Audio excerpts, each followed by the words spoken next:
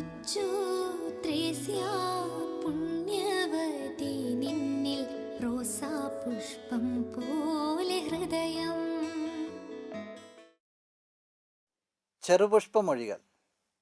ലിസ്യുവിലെ visa ചെറുപുഷ്പത്തോടൊപ്പം 100 ദിനങ്ങൾ. ഇന്ന് നമ്മൾ ശ്രവിക്കുന്ന ചെറുപുഷ്പമൊഴി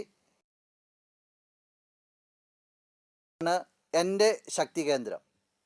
അവയാണ് യേശു എനിക്ക് തന്നിട്ടുള്ള അജയ്യമായ ആയുധങ്ങൾ.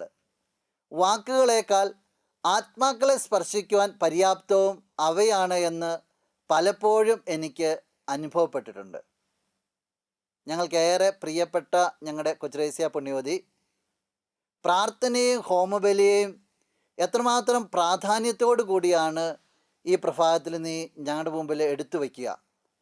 ആത്മാക്കളെ നേടുവാനായിട്ട് ഏറ്റവും ശക്തമായിട്ടുള്ള ആയുധം പ്രാർത്ഥനയും ഹോമബലിയായിട്ട് തന്നെയുള്ള സമർപ്പിക്കലുമാണെന്ന് നിൻ്റെ ജീവിതത്തിലുടനീളം ഞങ്ങൾ കാണുന്നുണ്ട്.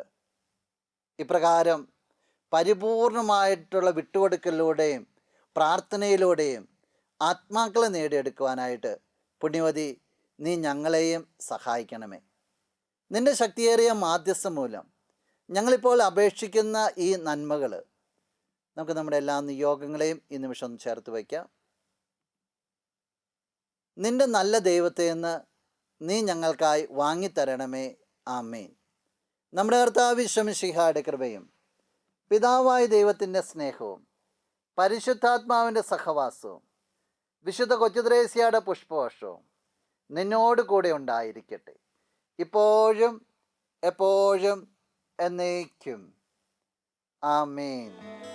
കൊച്ചു ത്രേസ്യ